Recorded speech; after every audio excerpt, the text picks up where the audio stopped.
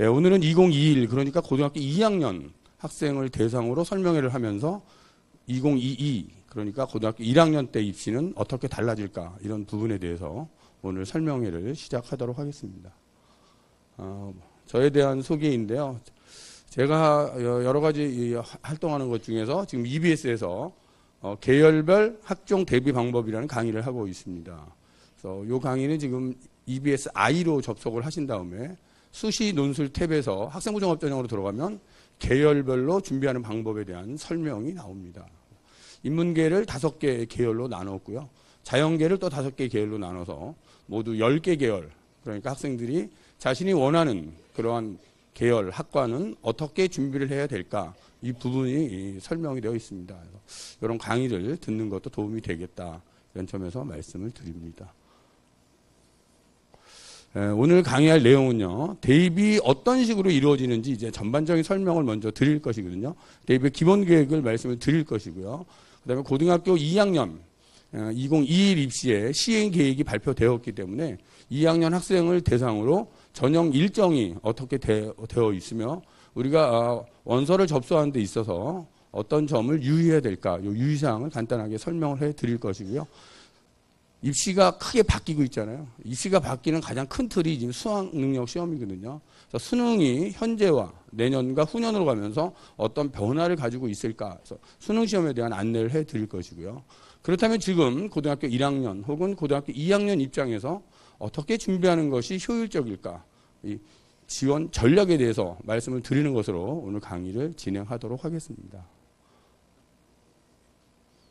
먼저 대입 기본 계획인데요.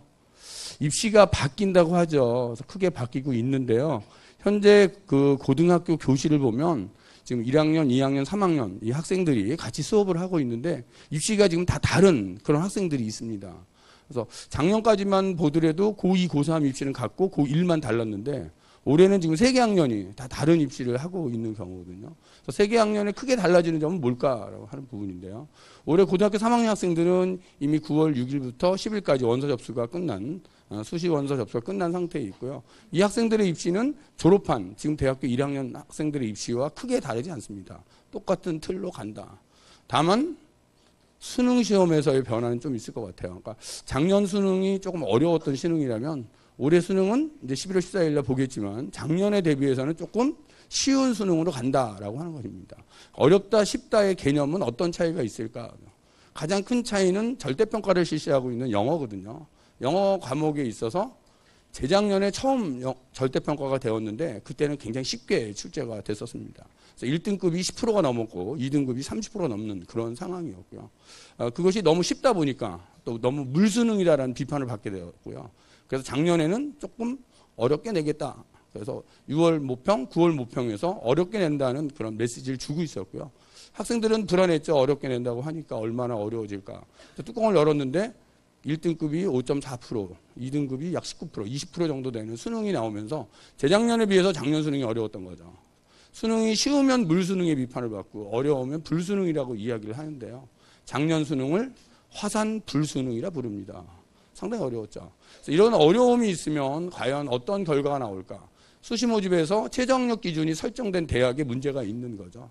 수능이 어려워지면 최저를 맞추지 못한 학생들이 많이 발생하고 그러다 보면 최저를 맞춘 학생에 의해서 합격순위 갈라지기 때문에 합격점, 우리가 얘기하는 내신 성적의 합격점은 낮아지게 되죠. 그래서 작년 수능은 어려웠기 때문에 오히려 수능의 내신 합격점은 낮아졌던 그런 상황이었다라고 하는 겁니다. 그럼 올해는 어떻게 될까요? 올해는 평가원에서 6월 모평과 9월 모평을 통해서 좀 쉽게 내겠다는 메시지를 주고 있습니다. 그래서 작년보다는 쉬워진다. 얼마나 쉬워질까요? 아직 수능은 보지 않았지만 1등급이 한 8% 정도로 쉬워질 것이다. 이렇게 좀 예상을 하시면 될 것 같습니다. 그것이 올해이고요. 그러면 내년은 어떻게 될까? 내년 고등학교 2학년 학생들의 입시가 되는데요.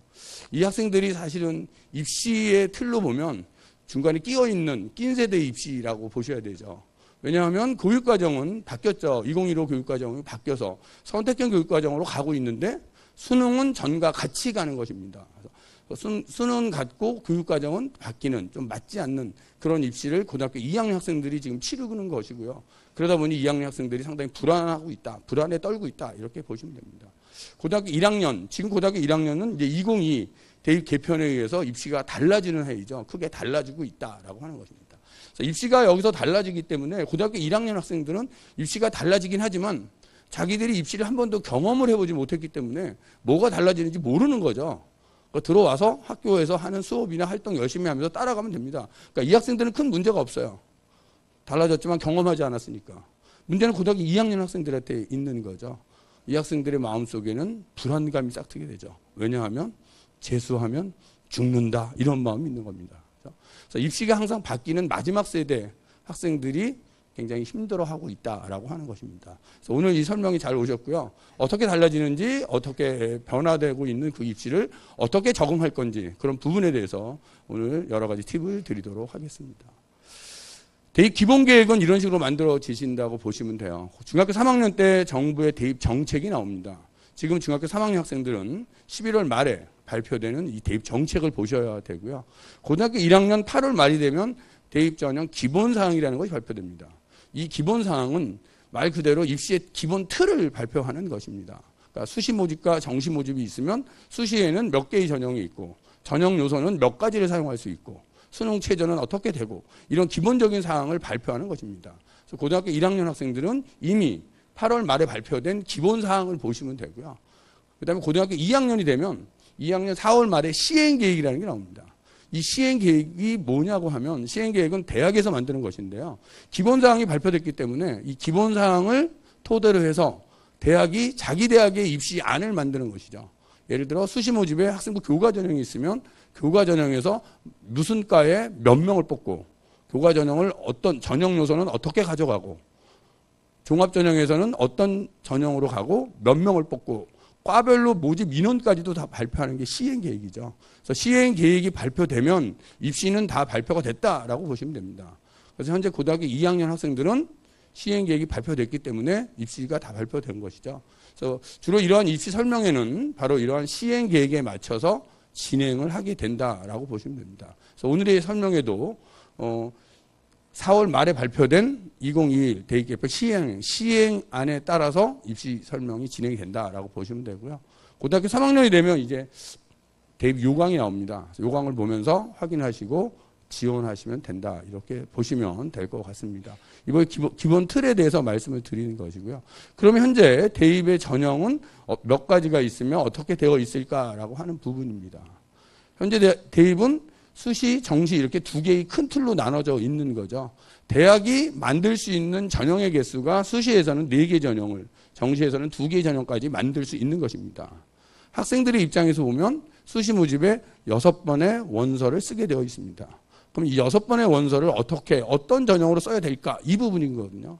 그래서 대입에서 성공하는 길은 자신에게 맞는 전형을 찾는 것입니다. 그래서 전형의 특징을 보시면서 좀 찾아주시면 될 것 같은데요. 먼저 수시 모집에서 학생부 교과 전형. 이 교과 전형은 내신 성적을 갖고 뽑는 거죠. 내신 성적을 갖고 뽑는데 대학에 따라서는 수능 최저학력 기준을 설정하는 경우가 있고 수능 최저학력 기준을 설정하지 않는 경우가 있습니다.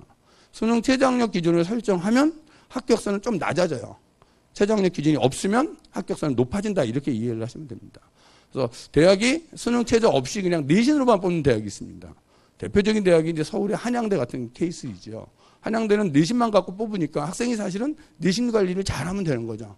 학교에서 아무런 활동을 하지 않고 수능을 심지어 보지 않아도 되죠. 않아도 내신이 좋으면 갈 수 있다. 근데 적어도 한양대 정도 된다면 내신의 합격선은 거의 1등급 전반이겠죠. 1.2 정도에서 합격선이 이루어진다라고 보시면 돼요. 그것이 학생부 교과 전형이다. 그래서 대학마다 합격선이라는 게 있고 그 합격선은 올해 이제 지원하는 학생이라면 작년 합격선을 보면서 자신이 어디쯤 가고 있나 위치를 가늠할 수 있습니다. 이것이 학생부 교과 전형입니다. 그래서 학생부 교과 전형은 내신 성적으로만 뽑다 보니 합격선이 거의 높게 형성이 되어 있는 거죠. 높게 있고 그러니까 서울권에 있는 대학을 간다 그러면 거의 1점대 혹은 2점대 초반 정도에서 거의 만들어진다라고 보셔야 돼요. 우리 애가 선생님 3등급이 넘었는데 서울 경기권에 있는 대학은 없나요? 3등급이 넘으면 서울권은 좀 힘들어지고 경기 외곽이나 아니면 신학대학 정도? 이 정도에 해당이 된다라고 보시면 됩니다. 자, 여기 이제 인천에 계신 분들이니까 인천에 있는 인천대를 기준으로 하면 학생부 교과 전형 같은 경우에 인문계 쪽은 거의 2등급 전반이거든요. 2.3, 2.4 이 정도 되고요. 자연계열은 2등급 후반, 2.5, 2.6 요 정도 선에서 벌어진다. 이게 학생부 교과 전형이다 보시면 됩니다. 그래서 내신 관리를 꾸준히 잘 해야 된다. 그것이 교과 전형이고, 내신을 정량적으로 반영하니까 학생들이 몇 과목이라도 실수하면 참 힘든 전형일 수도 있다. 이것이 교과 전형이다라고 보시면 되고요. 종합전형.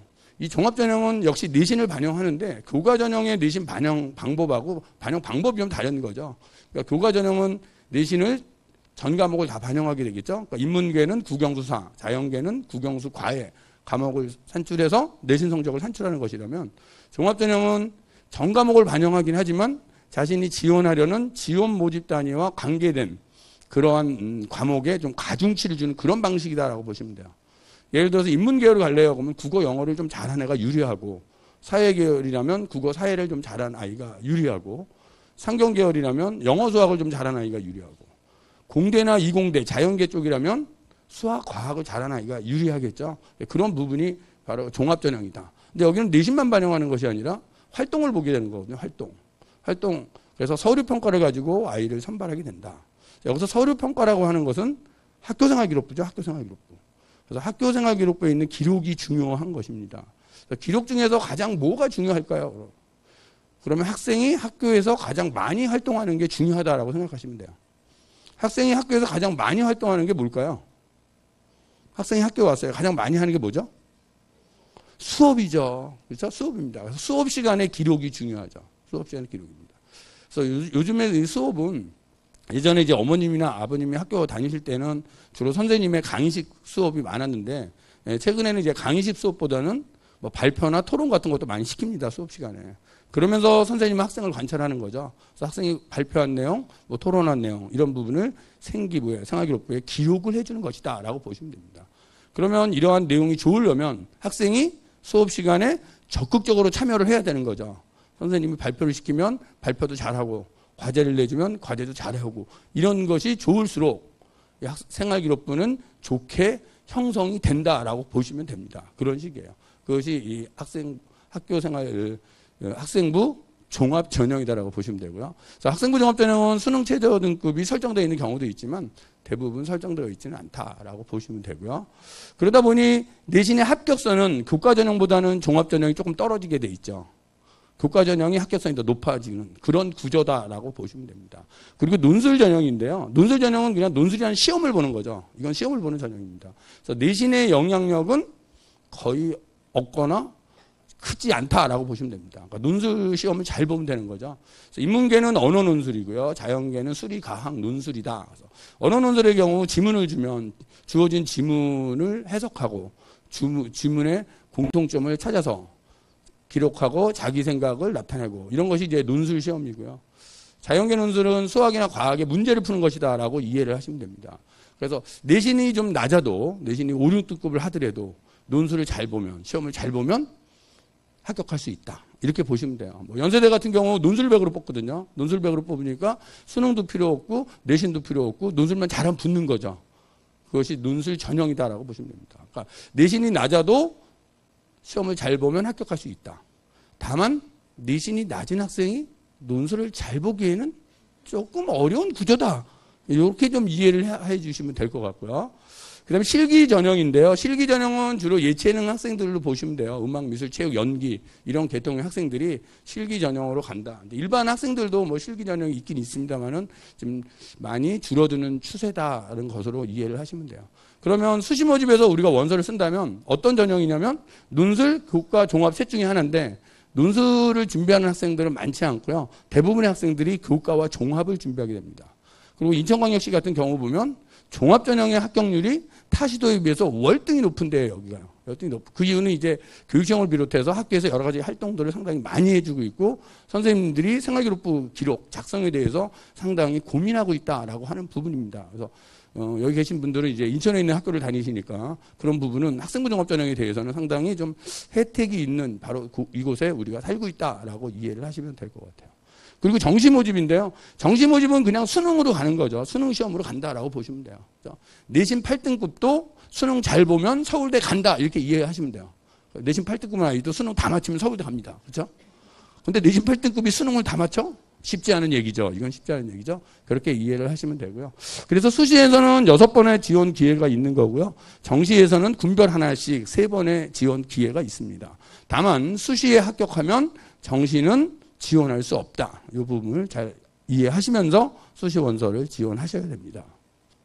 전형 일정에 대해서 말씀드리도록 하겠습니다. 전형 일정인데요. 지금 고등학교 2학년 학생을 기준으로 일정을 한번 만들어 봤어요. 수시 원서 접수가 내년 9월 7일부터 11일 이 기간 중에 원서를 작성하십니다. 그래서 보통 학생들이 이제 7월 달에 기말고사가 끝나고 성적표가 나오면 그때부터 고민을 하죠. 어디를 써야 되나. 그래서 6개의 대학을 찾으셔서 원서 접수를 하셔야 되고요. 수능 시험이 내년에는 11월 19일입니다. 수능 시험은요. 달력을 보시고 11월 달력의 3번째 주 목요일 날 봅니다. 올해는 3번째 주 목요일이 11월 14일이었던 거고요. 내년에는 11월 19일이 되는 거죠. 그럼 1학년 학생들은 이제 달력을 또 찾아보시고 11월 3번째 주 목요일을 찾아보세요. 그날이 수능 시험 보는 날이다. 수능 성적표가 나가는 날은 12월 9일이고요. 자, 수시 원서 접수를 9월 11일까지 했기 때문에 이 학생들이 전형 기간에는 시험 보러 다니는 기간이죠. 시험을 보러 갑니다. 예를 들어 학생부 종합 전형이라면 면접 시험을 볼 것이고 논술 전형이라면 논술 시험을 보겠죠. 그다음에 합격자 발표를 합니다. 12월 15일입니다. 기억하셔야 되고요. 이때까지 모든 수시 모집은 합격자 발표가 끝납니다. 수능 최저가 없는 전형의 경우는 수능 보기 전에 합격자 발표가 나와요. 10월 말에 합격자 발표가 나오는 경우가 있어요. 그때 합격을 하는 아이는 사실은 수능 시험을 안 봐도 돼요. 합격을 했으니까요. 그런 구조이고 수능 최저 등급이 있는 전형 같은 경우는 수능이 발표된 12월 9일 날 발표되니까 발표된 다음에 합격자가 나옵니다. 그렇죠? 합격자가 나왔어요. 그러면 등록하셔야 되죠? 12월 16일부터 18일 요때 등록을 하시는 거예요. 근데 여기서 이제 한 가지만 알아두시면 되죠. 등록은 한 군데만 한다. 이것만 알아두시면 되는 거죠. 수시에 6번 원서를 쓰기 때문에 6개 다 붙을 수도 있죠. 그렇죠? 서울대 붙고 연대 붙고 너무 기뻐. 나 2개 다 등록할래요.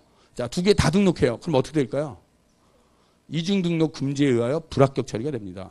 그래서 한 군데만 등록한다. 요것만 알아두시면 되고요. 그래서 한 군데 등록하는 것으로 그 아이의 입시는 끝나게 되는 겁니다. 그러면 대학 입장에서 보면 합격자 발표를 했는데 여러 개 붙은 애가 한 군데만 등록하니까 대학 입장에서 보면 자기 대학에 등록하지 않는 경우가 발생하겠죠. 미등록이 나옵니다. 그러면 떨어진 아이 중에 합격을 시킵니다. 그것을 미등록 충원이라고 합니다. 그래서 미등록 충원의 요 날짜를 기억하셔야 돼요. 12월 19일 밤 9시입니다. 수시에 원서를 쓴 학생은 떨어졌다 하더라도 12월 19일 밤 9시까지는 아직 떨어진 게 아니에요. 그 아이는요. 이때까지 아무 연락이 없으면 떨어진 거예요. 간혹 그걸 놓치는 아이가 있어요. 떨어졌다가 충원 합격 기간에 붙었는데 붙었다는 사실을 놓치는 경우가 있어요. 아이가. 붙었다는 사실을 놓치고 그러니까 등록을 안 했겠죠? 모르고 등록을 안 했어요. 그러면 어떻게 되죠? 그 아이는 수시 합격자인데 등록을 안 한 거니까 정시는 지원할 수 없습니다. 정시 모집은 등록 여부에 관계가 없어요. 합격자는 지원할 수 없는 거예요. 그래서 요 등록 기간이 끝난 다음에 저희 센터로 전화를 하시는 분들이 있어요. 아이가 깜빡하고서 놓쳤다. 혹은 등록을 해야 되는데 부모님 실수로 놓쳤다. 애는 잘못이 없다. 이건 내 실수다. 도와달라. 살려달라. 그렇게 말씀하십니다. 그런데 구제해 드릴 수가 없습니다. 그래서 이 기간을 꼭 알아두셔야 돼요. 꼼꼼히 잘 챙기시고요. 여학생들은 잘 챙겨요. 근데 남학생들이 좀 잘 못 챙기는 것 같아요.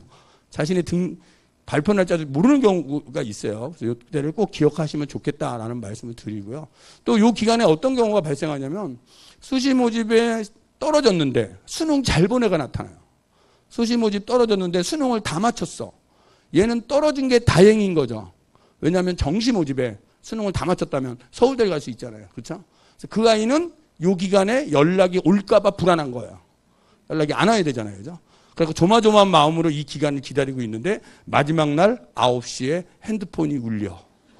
이거 어떻게 된 거죠? 합격한 거죠. 그 아이는 등록을 하거나 말거나 기회는 없는 거예요. 그러니까 이때가 이제 불안하니까 그런 분들은 핸드폰을 끄고 잠적을 하시는 분이 있어요.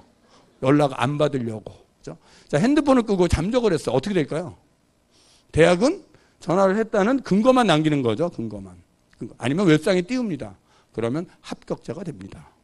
도망간다고 해결될 문제가 아닙니다. 전화를 받으셔야 되고요. 연락이 오면 합격한 겁니다. 우리는 그런 아이들을 납치됐다라고 표현합니다. 그죠? 자, 여기까지 해서 수시 모집은 이제 일단락이 되는 것이고요. 수시 붙은 아이는 이제 그걸로 모든 입시가 끝난 거고, 수시에서 붙지 못한 아이는 이제 정시 모집으로 갑니다. 정시 모집은 군별로 원서를 쓰게 되어 있고요. 가군, 나군, 다군에서 하나씩 원서를 씁니다. 군별로. 그래서 3장의 원서를 쓰는 거고요. 진행 방법은 수시와 같다라고 보시면 돼요. 합격자 발표하고요. 2월 1일이죠. 등록 기간이 있고요. 2월 2일부터 2월 4일. 그러면 이제 미등록한 상태에 대해서 대학이 발표를 하죠. 언제까지? 요 날짜만 기억하시면 되죠. 2월 16일 밤 9시만 기억하시면 되죠. 그렇죠? 그래서 정시에 원서를 썼다면 떨어졌다 하더라도 이때까지 기다리셔야 된다. 보시면 되고요. 2월 16일 날 밤 9시까지 아무 연락이 없어. 그럼 어떻게 된 거죠? 떨어진 거죠. 수시도 떨어지고 정시도 떨어졌어. 이제 뭐 해야 되죠? 재수해야 되죠. 근데 재수하러 가기 전에 3번째 추가 모집이 있습니다. 요걸 기억하셔야 되는 거예요. 추가 모집. 추가 모집은 2월 19일 날 한국대학교육협의회 홈페이지에 뜹니다. 그래서 대학교육협의회 홈페이지를 보시면 되고요. 2월 19일 학생의 입장에서 보면 고등학교를 졸업한 뒤입니다. 이게요. 그렇죠? 보통 고등학교가 2월 8일, 9일, 10일 날 졸업을 하잖아요. 그러면 담임선생님이 애가 떨어졌다는 사실을 알고 전화를 해줘요. 전화를 해주면서 추가 모집이 떴으니까 원서 한번 써봐라 이렇게 알려주거든요. 알려주는데 졸업한 D가 돼서 그런지 전화를 안 받는 애들이 있어요. 그래서 요거는 어머님 좀 챙기세요. 2월 19일. 붙었으면 신경 안 쓰셔도 되고요. 떨어졌다면 3번째 기회를 노려야 된다라고 보시면 되고요. 그래서 올해 2월 17일 기준으로 165개 대학에 7,437명이라고 하는 추가 모집이 뜬 거죠. 추가 모집 대학 중에 주요 대학 몇 개만 가져와 봤어요. 국립대들 보시면 상당히 많이 뜨고요. 우리는 인천에 있으니까 인천대가 56명, 인하대가 25명의 추가 모집이 발생을 했고요.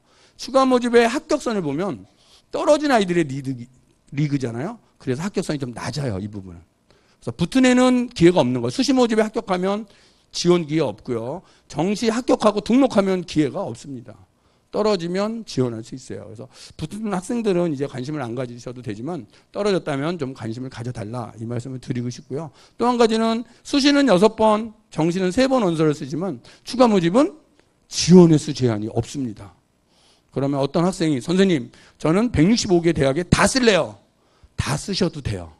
그런 경우에요. 그렇죠? 근데 165개쯤 쓰려면 돈이 꽤 들어요. 그거 감안하셔야 돼요. 얼마쯤 들까요? 약 500 정도 들어요.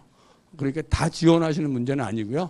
적당히 자기 성적에 맞는 대학을 지원하면 좋겠다라는 말씀을 드리고요. 자, 그러면 이제 수능 시험에 대해서 한번 알아보도록 하겠습니다. 현재 수능은 영역별 쉬운 수능의 기조로 가고 있는데 학생들의 입장에서는 아무리 쉽다 그래도 어렵겠죠. 어렵고요. EBS 연계 70%, 이거 고2입니다. 고등학교 2학년, 지금 고3과 고2는 EBS 연계 70%로 가고요. 고등학교 1학년, 여기 계시는 1학년 학부형들은 EBS 연계가 50%로 줄어듭니다. 그래서 70%에서 50%로 줄어든다. EBS 연계가 도대체 뭐냐? 그냥 쉽게 설명하면 이런 거예요. 국어나 영어 같은 경우에 지문이 10개가 나온다면 지문 10개 중에서 7개 정도는 EBS 교재에 있는 지문을 응용해서 낸다라고 보시면 돼요. 그래서 뭐 직접 연계하는 경우도 있는데 뭐 간접 연계를 요새는 많이 하고 있습니다. 그러니까 그 지문을 뭐 똑같이 내기보다는 약간 응용해서 나오는 경우다라고 보시면 됩니다. 그래서 이 연계율이 70에서 50%로 줄지만 학생 입장에서 보면 똑같아요. 70%가 됐든 50%가 됐든 할 수밖에 없는 구조인 거죠. 그렇죠? 그런 구조로 그냥 이해를 하시면 되고요. 그래서 학교에서는 고3이 되면 EBS 교재로 수업 시간이나 뭐 방과 활동에 수업하는 경우가 많이 있습니다. 그래서 그런 교재를 통해서 좀 준비를 하시면 되겠고요. EBS 연계 교재는 2권이거든요. 수능 완성, 수능 특강 이 2권입니다. 2권인데 과목마다 2권이기 때문에 학생 입장에서 보면 여러 과목일 수도 있죠. 그러니까 그걸 보시면서 준비를 하셔야 될 것 같고요. 올해 수능의 출제 범위가 이렇거든요. 국어가 있고 수학, 나영은 인문계, 가영은 자연계고요. 영어, 한국사. 그다음에 사회는 8과목 중에서 2과목을 선택하고요. 사회는 9과목이죠. 사회 9과목 중에서 2과목. 그 다음에 과학은 8과목 중에서 물리환, 물리투, 화관 8과목 중에서 2과목 이렇게 선택하는 구조. 이게 올해 수능이에요. 올해 수능. 근데 내년에는 이제 요게 바뀌는 거예요. 어떻게 바뀌는지 보세요. 어떻게 바뀌죠? 예, 요렇게 바뀝니다. 그래서 뭐가 바뀌었냐면 국어에서는 언어와 매체라는 과목에서 언어라는 부분이 들어와 있는 거고요. 뭐 국어의 변화는 뭐 그렇게 크지는 않은 것 같아요. 수학의 변화가 크죠. 수학이 인문계 수학은 수, 인리, 확률과 통계, 시험 범위가 많아졌죠. 시험 범위가 좀 많아졌으면 학생들 입장에서는 좀 어려워졌다라고 이해하시면 될 것 같아요. 그러니까 올해 수능보다 내년 인문계 수학은 조금 어려워진다라고 보시면 되고요. 자연계 수학을 보면 시험 범위가 줄어들었어요. 기하와 벡터라는 게 빠졌어요. 학생들이 굉장히 어려워하는 과목인데 이게 빠진 거거든요. 그럼 과목이 시험 범위가 줄어드는 거죠? 시험 범위가 줄어들면 학생들 입장에서는 쉬워졌다고 보시면 돼요. 그래서 자연계 수학은 좀 쉬워졌다. 요게 이제 가장 큰 변화고요. 다른 변화는 없습니다. 그래서 요 변화예요. 그럼 자연계 수학이 쉬워졌다는 건 또 어떤 메시지를 주냐? 재수생이 늘어날 수 있다라는 메시지예요. 그러니까 지금 3학년 학생들이 이제 졸업한 다음에 수학이 시험 범위가 쉬워졌네? 나 한 번 더 볼까? 이럴 수 있다는 거죠. 이럴 수 있다는 거예요. 그래서 이제 고등학교 2학년 학생들은 본인이 재수하려고 그러면 입시가 바뀌는데 본인이 3학년 때 재수생이 늘어나? 이런 불안감이 있는 거죠. 이렇게 보시면 되고요. 고등학교 1학년 학생은 어떻게 될까요? 1학년 학생들. 여기 고1 학생들이죠. 1학년 학생들은 가장 큰 변화가 있습니다. 어떤 변화냐면 공통과 선택이라는 변화가 있는 거죠. 그러니까 국어 과목의 경우 독서문학은 공통이고 화법작문, 언어와 매체 둘 중에 하나 선택 이렇게 되어 있습니다. 그래서 이 선택이 되니까 이제 아이들 입장에서는 어떤 과목을 선택해 유리하지? 이제 이런 부분이 있어요. 그렇죠? 그래서 어떤 걸 선택하는 게 유리할지는 지금은 아무도 모르는 거죠. 그래서 1학년 학생들은 이제 2학년 때 올라가시면 그때부터 선택형으로 모의고사라는 걸 봅니다. 학교에서. 그 모의고사를 보면서 응시 인원도 좀 체크해 보셔야 되고 과목별 난이도가 뭐 비슷하게 된다고는 하지만 뭐 똑같을 수는 없으니까 그런 것도 좀 보시면서 자신이 잘할 수 있는 게 어떤 것인지를 좀 판단할 필요가 있으세요. 근데 국어의 영향력은 그나마 적고요. 수학 같은 경우는 이제 문이과의 구별이 폐지되면서 수학 1, 수학 2는 공통 과목이 됐고요. 선택 과목으로 확률과 통계, 미적분, 기하 벡터 셋 중에 하나를 선택하라 이렇게 되어 있습니다. 그러면 인문계 학생들은 보나마나 확률과 통계를 선택하겠죠. 왜냐하면 이게 쉬우니까요. 그럼 자연계 학생들도 확률과 통계를 선택하고 싶겠죠. 이게 쉬우니까요. 그죠? 하지만 이제 서울에 있는 일부 대학, 상위권 대학, 인천에 있는 인하대가 될 가능성이 큰데요. 이런 대학들은 필지정을 하게 됩니다. 이미 발표된 9개 대학을 보면 미적분과 기하 벡터 둘 중에 하나를 필선택하세요. 지금 이런 메시지를 던졌거든요. 그러니까 좀 서울에 있는 좀 주요 대학 혹은 인천의 인하대 정도를 간다고 한다면 학생들은 반드시 자연계의 경우 미적이나 기하 벡터를 선택하여야 된다라고 하는 것입니다. 그런 부분이 하나의 메시지고요. 영어 한 구석 같고요. 탐구도 이제 변화가 있었죠. 현재는 인문계는 사탐에서 2개, 자연계는 과탐에서 2개인데 2022가 되면 아무거나 2개가 된 거예요. 아무거나 2개. 그러면 인문계 학생들은 당연히 사회 과목 중에 2개를 선택하겠죠. 아무거나이긴 하지만. 근데 자연계 학생들의 입장에서 보면 그들도 사회 2개를 선택하거나 혹은 사회 하나 과학 하나 이렇게 선택하고 싶겠죠. 그죠? 그런데 또 역시 서울에 있는 상위권 대학이 자연계는 과학에서 2개를 선택하세요라는 메시지를 9개 대학이 이미 던졌고요. 다른 대학도 좀 따라갈 우려가 있기 때문에 자연계 학생들은 지금과 같이 과학 쪽에서 2개를 선택해야 되지 않을까라고 하는 생각입니다. 이것이 이제 하나의 메시지인데요. 그러면 어떤 과목이 유불리할까? 이 부분은 이제 학생 입장에서는 고민을 하셔야 돼요.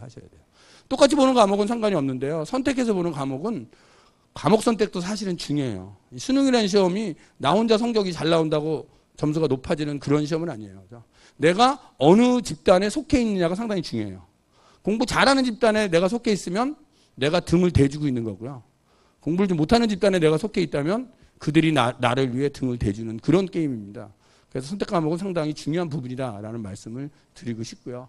한국사하고 영어 같은 경우는 이제 절대평가 과목이잖아요. 절대평가 과목이라서 이 과목은 점수에 따라서 등급이 나오는 그런 과목입니다. 그래서 50점 만점인데요. 40점 1등급, 35점 2등급, 30점 3등급 이런 식의 시험이거든요. 대부분 이제 서울대 같은 경우에 인문계는 33등급이면 만점, 자연계는 4등급이면 만점, 좀 그런 걸 주고 있다. 요 밑에 나와 있는 이 인원은 뭐냐면 금년에 졸업한 3학년이죠. 그 학생들의 수능 누적 인원입니다. 그러니까 작년 수능이에요. 1등, 그러니까 3등급이 약 65.7%, 4등급이 77.8% 정도 나오는 시험이에요. 그러니까 그닥 어려운 시험은 아닌 거죠, 이 시험이. 그런데 우리 애가 시험을 봤는데 10점 맞아. 얘는 공부 좀 해야 되는 애죠. 그렇죠? 그런 구조로 보시면 되고요. 그다음에 영어가 절대평가 과목이잖아요. 이게 영어 절대평가 과목이거든요.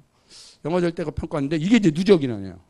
작년 수능은 상당히 어려웠던 수능으로 얘기가 되는 것이 이제 이런 이유인 거죠. 1등급이 5.3%, 2등급 누적 약 20%, 3등급 38% 이렇게 나왔던 거죠, 작년에.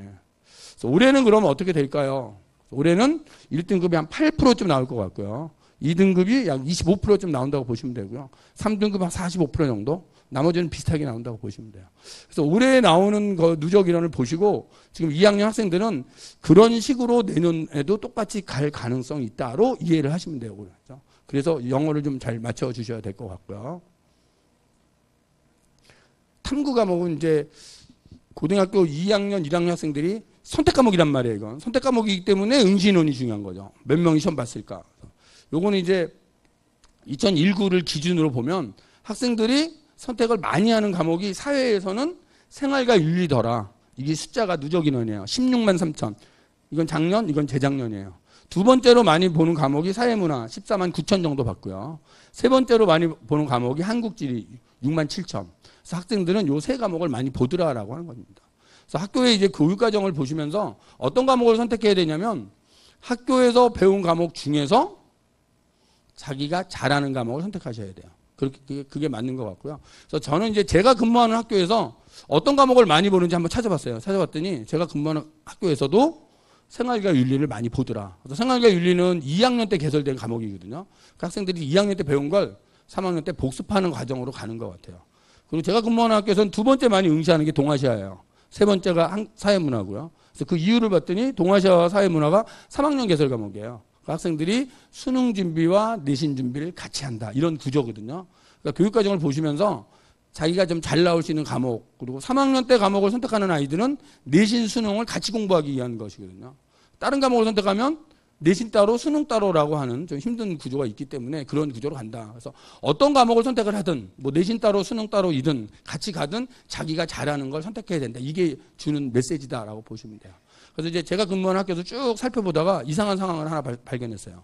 저희 학교에서 올해 졸업한 아이 중에서 경제를 선택한 학생이 한 명이 딱 있었어요. 경제를. 그런데 경제를 저희 학교에 교육과정에 없어요.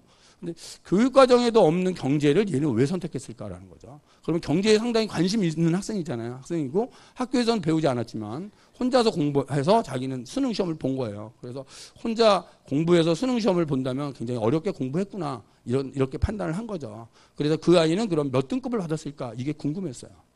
그래서 몇 등급을 받았나 찾아봤더니 8등급을 받은 거예요. 그러면 이 아이는 학교에서 배우지도 않은 과목을 지 혼자 공부해서 8등급을 받은 거란 말이죠. 왜 8등급을 받는 과목을 선택했을까? 이해가 잘 안 되잖아요. 그렇죠? 우리가 세상을 살다 보면 이해할 수 없는 일이 상당히 많습니다.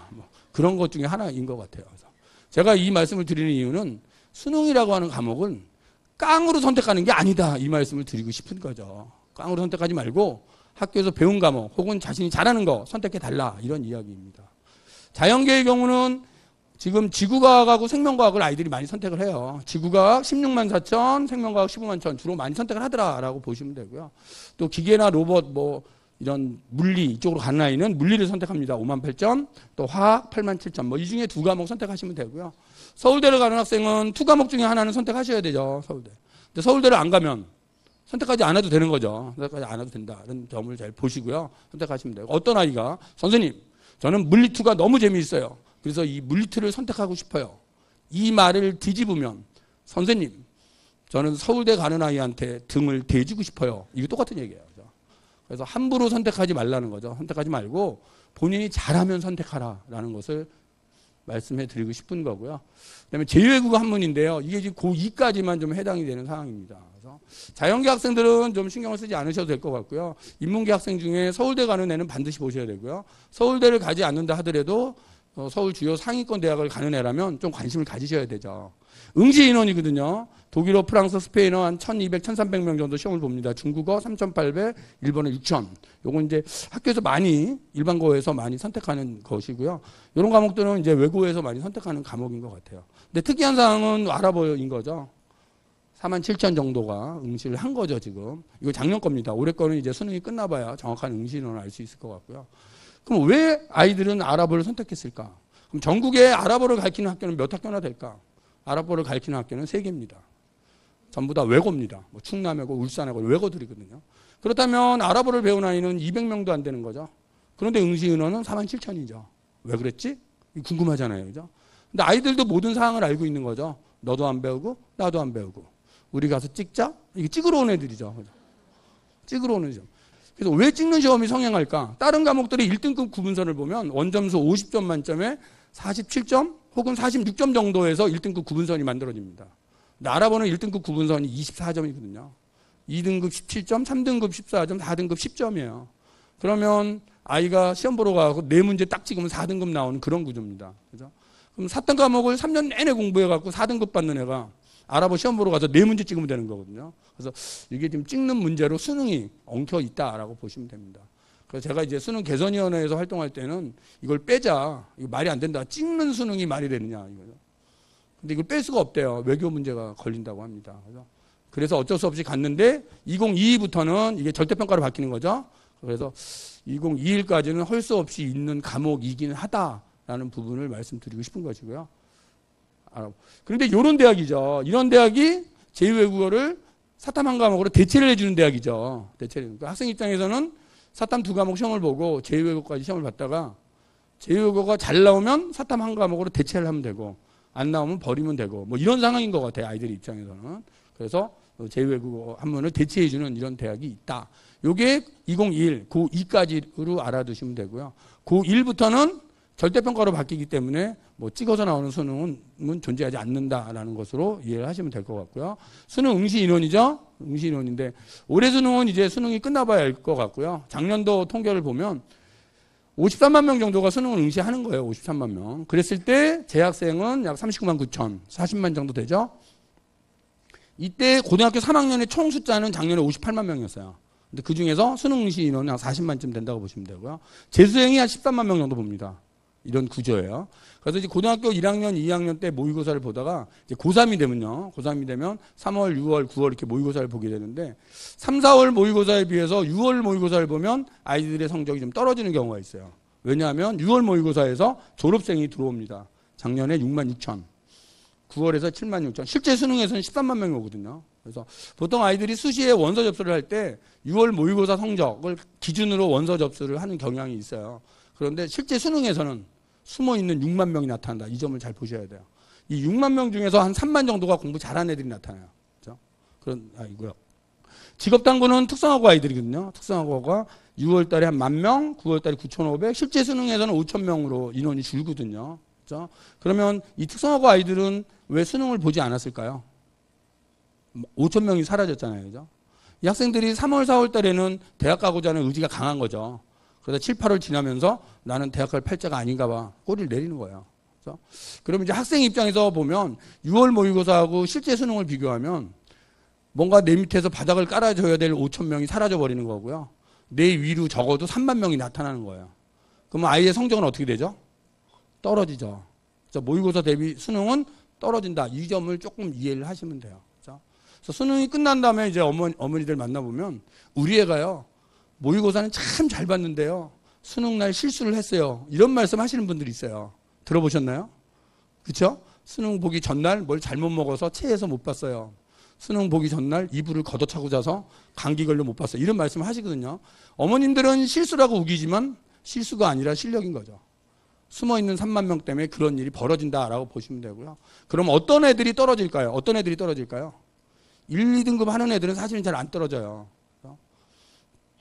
6등급, 7등급 절대 안 떨어져요. 얘네들도요.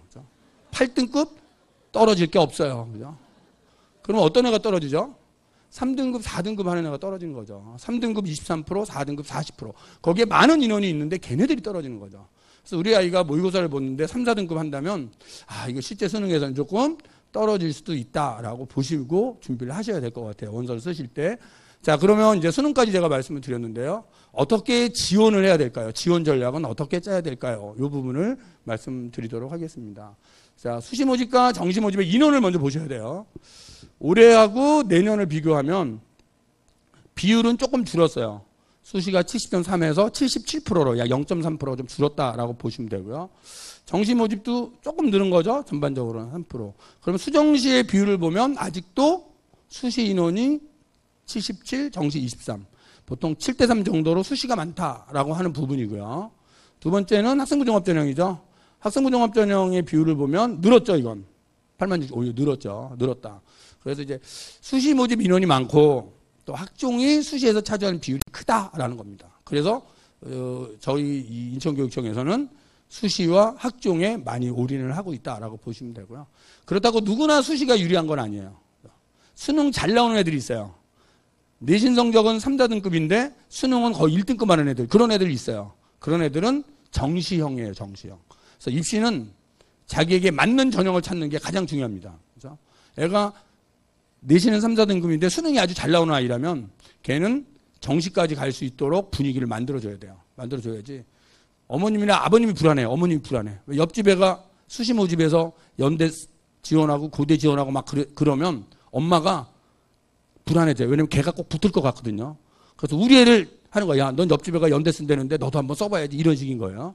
6번 지원 기회가 있는데 안 쓰면 아깝잖아요. 이런 경우가 있는데요. 쓰면 안 되는 거예요. 오히려. 쓰면 애를 망치는 거예요. 그건요. 그러니까 그걸 잘 비교를 해보셔야 돼요. 비교를 해보시고. 반대로 내신이 아주 좋아. 내신이 1, 2등급이야. 수능 모의고사를 보면 5, 6등급이야. 얘는 수시에 무조건 써서 붙을 수 있는 작전을 짜셔야 되는 거예요. 6장의 수를. 그래서 우리 애가 어떤 전형이 맞느냐. 우리 애를 보면서 지원을 하셔야지 옆집 애를 보면서 지원하시면 안 된다라는 말씀을 드리고 싶은 것이고요. 그러면 지원을 할 때 목표를 어떻게 정해야 될까죠? 목표. 수시 모집의 지원은 내신 성적이 절대적인 것이긴 하지만 지원할 때 기준은 내신 성적은 아니에요. 지원할 때 기준은 내신이 아니라 수능 성적을 갖고 선을 그으셔야 돼요. 그러니까 모의고사 성적을 가지고 정시 모집이라면 우리 애가 어디를 갈 것이냐, 갈 수 있는 대학은 어디인가 그 선을 찾으셔야 돼요. 그 선을 찾으시고 수시 6장을 정시에 갈 수 있는 대학보다는 조금 높은 대학으로 2개, 그거보다 더 높은 대학 2개, 더 높은 대학 2개, 이렇게 6장을 계단식으로 6장을 쓰시는 겁니다. 그렇게 보셔야 돼요. 내신이 아주 좋고 수능 성적이 너무 안 나온다면 그 6장의 스펙트럼이 커지는 거예요. 밑에 있는 대학 2개, 가운데 2개, 위 2개 이렇게 쓰셔야 돼요. 내신 좋다고 위에 있는 대학 6개 썼다가 다 떨어져 버리면 얘는 저 밑으로 내려가야 되거든요. 그래서 그 과정은 6장을 선발할 때 역시 모의고사 점수를 가지고 정시 모집이라면 어디쯤 갈까? 이러한 진단을 잘 하셔서 6개의 지원풀을 만들어야 된다. 이 말씀을 드리고 싶은 것이고요. 그래서 이 지원 전략을 짜실 때 지금 고등학교 2학년 학생이라면 지금쯤 나는 어느 전형으로 간다 해서 전형 정도는 찾아놔야 되죠. 찾아놓는 게 맞고요. 고등학교 1학년 학생이라면 올해는 내신이든 모의고사든 학교 활동을 꾸준히 해주시고 올 연말쯤 가서 나는 어느 전형으로 갈까? 요걸 찾으셔야 되는 거거든요. 그래서 전형은 크게 보면 한 5개 정도 볼 수 있고요. 이 중에 학생부 교과 전형, 이건 내신 성적으로 간다 그랬잖아요. 내신 성적. 근데 대학에 따라서는 수능 최저 기준이 있는 경우가 있고 없는 경우가 있어요. 그 학생 입장에서는 수능 최저 기준을 맞출 수 있냐 없냐를 좀 찾아보셔야 되는데 내신이 좋으면서 최저까지 맞추면 걔는 합격 가능성이 아주 높은 애라고 보시면 돼요. 근데 내신은 좋은데 최저, 수능이 잘 안 나오는 아이라면 최저 없는 쪽으로 좀 찾으시면서 합격할 수 있는 대학을 찾아야 되는 거죠. 이게 교과 전형이에요. 교과 전형의 준비 방법은 내신 성적이에요. 이거는 뭐 누구한테 소문낼 필요가 없어요. 애가 조용히 하면 돼요. 이게 교과 전형이고요. 논술 전형은 시험이잖아요. 시험. 이건 논술 시험하고 수능 최저입니다. 그래서 보통 수능 최저가 걸려있는 대학이 많기 때문에 수능 준비와 논술 준비를 같이 하고 가는 거죠. 논술 전형. 근데 논술 전형 같은 경우는 소문내지 말고 조용히 하시면 돼요. 주위에서 야 우리 논술 같이 준비할까? 그러면 야 논술 그거 뽑는 인원도 줄어드는데 뭐하러 해? 그리고 혼자 하시는 거예요. 이게 논술 전형이에요. 그런 적성 전형은 고등학교 1학년은 해당되지 않으세요. 없어집니다. 이 전형 없어지고요. 고2가 이제 마지막인데요. 이 전형은 이제 2학년 말쯤에 고민하세요. 2학년 말이 됐는데 우리 애가 내신 성적은 4, 5등급 되고 학교에서 한 활동은 별로 없고 수능도 안 나와. 그럼 이제 그때 준비하시면 돼요. 그게 이제 적성 전형이다라고 보시면 되고요. 어학 성적, 수학과학 성적으로 가는 특기자 전형은 특별히 이 자격이 있는 애가 있어요. 있는 애. 그러니까 어학 성적이 이미 고등학교 1학년 때 토익, 토플, 탭스에 대한 점수, 또 HSK, 뭐 JLPT 이런 공인어학 성적이 있는 아이든지 수학으로 무슨 올림피아드에 나가서 상탄 그런 게 있는 아이는 학교에 있는 담임 선생님이나 뭐 진로 선생님하고 상담하셔가지고 미리 결정하시면 돼요. 근데 아무것도 없는데 선생님 지금부터 할래요? 하지 마세요. 그거 안 돼요. 그런 상황이다라고 보시면 되고요. 그 다음에 학생부 종합전형이죠. 이 전형은 혼자 준비하는 전형이 아니에요. 이 전형은 소통하라. 소문내라 전형이에요. 소문내라. 무엇을 소문내야 되냐면 자신이 지원하려는 학과를 소문내야 되는 거죠. 학과를. 누구한테? 우리 반 수업 들어오는 모든 선생님한테 소문을 내셔야 돼요. 그 아이가 생물학과 간다면 생물학과 갈 거예요를 다 소문내야 돼요. 아예 얼굴에 생물이라고 써갖고 다녀야 돼요. 아이가요. 중국어과 갈 거예요. 중국어라고 중자를 이마에 붙이고 다녀야 돼요. 그 선생님이 애를 딱 보면 쟤는 중국어과 갈래를 인식시키셔야 돼요. 왜 그게 중요하냐면요. 중국어 선생님이 걔가 중국어과 간다는 사실을 알았어. 그러면 교과서 획득을 쓸 때 참조하시는 거예요. 중국어에 관심이 많고 중국 발음이 좋고 뭐 이렇게 쓰시는 거예요. 근데 그거를 중국어 선생님만 쓰시면 안 되는 거거든요. 국어 선생님한테도 알려야 돼요. 그럼 국어 선생님도 교과서 획득에 쓰신단 말이에요. 중국 문학에 관심이 많고 뭐 중국 시를 잘해요. 뭐 이렇게 쓴단 말이에요. 음악 선생님이 알았어. 음악 선생님도 쓰신단 말이에요. 노래를 시켰더니 중국 노래를 부르고 쓰신단 말이에요. 미술 선생님은 어떻게 쓰죠? 그림을 그리라 그랬더니 중국풍으로 그리고 쓰시죠. 그러면 그 아이의 생활기록부를 보면 온통 중국이 등장하는 거죠. 바로 전공 적합성이라고 하는 것입니다. 그래서 자신이 갈 걸 알려라, 소통하라. 이게 소통 전형이에요, 소통 전형. 그래서 동네방네 막 소문을 내는 게 가장 좋고요. 근데 학생이 딱 정했으면 좋은데 이쪽 과가 저쪽 과가 이런 애 있어요. 화학과도 가고 싶고 생물학과 가고 싶고. 이거는 뭐 두 개를 다 소문내는 수밖에 없어요. 저는 화학생물공학과 갈 거예요. 생물화학공학과 갈 거예요. 이게 다 알릴 수밖에 없어요. 그래서 그쪽으로 해주시면 되고 이렇게 딱 학과 하나를 정하지 못했다면 계열 적합으로 계열로 좀 크게 보셔도 돼요. 크게 보시면서 준비해 주시면 그런 내용들이 생활기록부에 기록하게 된다라는 점을 말씀을 드리고 싶은 것이고요. 자, 이제 주요 모집 대학의 인원을 좀 잠깐 볼게요. 2021 고등학교 2학년 학생을 기준으로 보면요. 전국적으로 모집하는 걸 보면 교과 전형이 많죠. 42.3%, 학생부 종합은 24.8%쯤 되는 거예요. 정시 모집 23%. 그러니까 전국에 있는 대학이라면 역시 교과 성적으로 뽑는 전형이 많구나라고 알아두시면 되고요. 서울 주요 15개 대학을 기준으로 하면 수시에서는 종합하고 논술이죠. 그리고 정시가 약 30%가 넘었죠. 지금 상황이. 이런 상황인 거죠. 그래서 주요 15개 대학을 간다면 학생부 종합 전형 아니면 정시 모집을 준비해야 되는구나 라고 하는 것입니다. 그러면 여기 오신 우리 학부형님들이 혹은 학생들이 우리는 전국에 있는 대학 갈 거예요. 이런 학생은 아무도 없단 말이에요. 그죠? 오늘 설명으로 들어오신 분들은 전부 다 서울에 있는 대학 갈 거예요. 이런 생각인 거잖아요. 그러면 어떤 전형을 수시에서는 종합 논술을 아니면 수능 전형을 준비하셔야 된다. 이런 거죠. 고등학교 1학년, 2학년 때는 우유를 먹어도 서울우유와 연세우유만 먹을 때잖아요. 지금요. 그렇죠? 그러니까 이쪽을 준비하셔야 되는 거죠. 고등학교 이제 뭐 3학년이 돼야 건국 우유도 먹어보고 그렇죠? 수능이 끝나야 또 저지방 우유도 먹고 그런 거잖아요. 지금 상황에서. 그렇죠? 그래서 우리가 어디로 갈 것이냐의 판단을 잘 해보시고 어떤 전형이 맞을까도 잘 판단해 보셔야 된다는 것을 말씀을 드리고 싶고요. 이 부분은 이제 학생들한테 약간 유리한 부분을 제가 말씀을 드리는 것이죠. 인구 통계예요. 인구 통계니까 이건 그냥 인터넷 들어가셔가지고 교육 통계 치시면 돼요. 교육 통계 치셔갖고 들어가시면 자료 찾을 수 있으세요.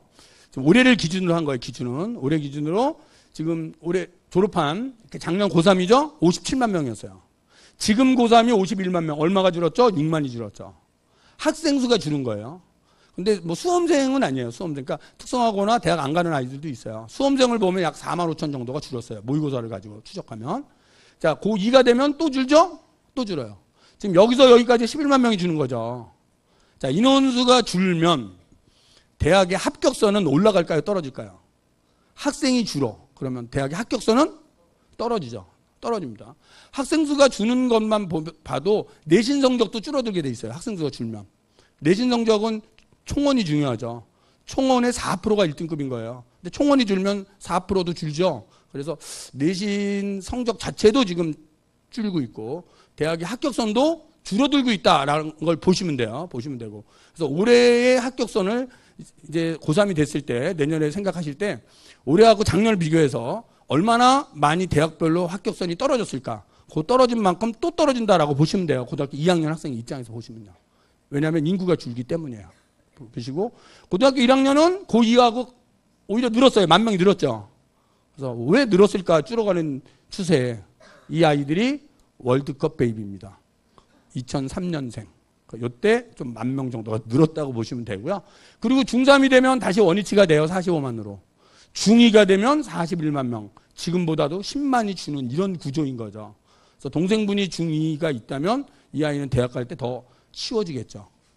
인천도 마찬가지인데요. 지금 작년에 31,500이었는데 올해 고3이 28,000, 내년에 25,000. 자, 역시 월드컵 배입이 조금 늘고 비슷하게 가고 인천은 전국 통계하고 거의 비슷하게 가는 것 같아요. 그래서 인원수가 줄어들기 때문에 대학을 가는 것과 자체는 조금 쉬워지긴 했다. 하지만 서울 수도권에 있는 대학은 아무나 들어가는 건 아니다. 이렇게 보시면 돼요. 이렇게 보시면 되고요. 그런데 이제 우리 인천의 문제가 있죠. 인천의 문제를 좀, 인천의 아픔을 좀 말씀드리려고 하는데요. 올해를 기준으로, 아니 2021을 기준으로, 내년이에요. 내년을 기준으로 수시정시 4년제 대학의 총 모집 인원이 34만 2천쯤 돼요. 올해보다 한 5천쯤 줍니다. 자, 이게 내년이에요. 그런데 고등학교 2학년, 지금 고등학교 2학년 학생 수죠? 45만 7천 명 정도 됩니다. 요거는 4년제 대학이에요. 2년제 대학의 모집 인원이 거의 20만 정도 돼요. 그러면 약 54만 정도를 뽑는다는 이야기죠. 학생은 45만이라는 거죠. 그럼 대학은 어떻게 되냐면 문 닫는 대학이 발생을 하겠죠.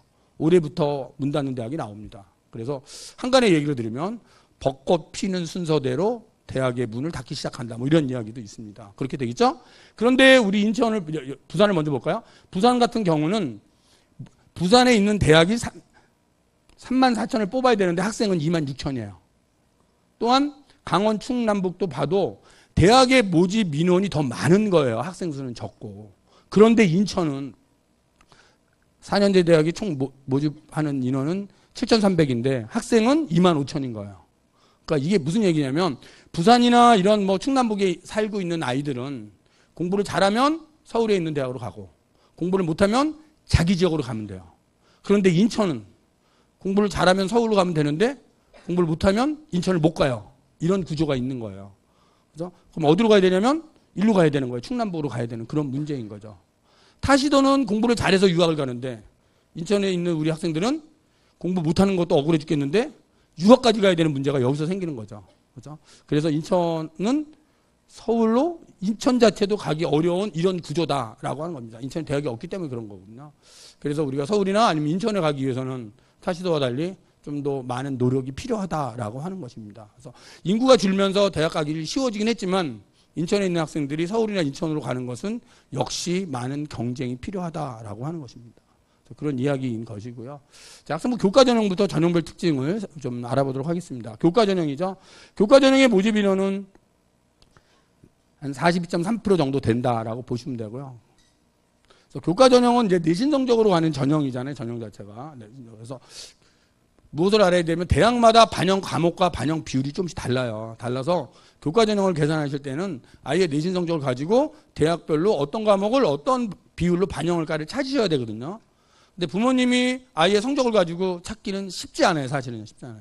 근데 이제 학교 가시는 게 좋아요. 학교 가셔서 프로그램을 보시면 학교는 이제 이런 성적을 프로그램으로 관리하기 때문에 우리의 성적을 인하대 성적으로 하면 몇 등급이지 이렇게 확인할 수 있거든요. 확인할 수 있고 어머님이 직접 나도 내가 집에서 한번 해보고 싶다. 그러면 대입정 포털 어디가로 가시면 돼요. 어디가.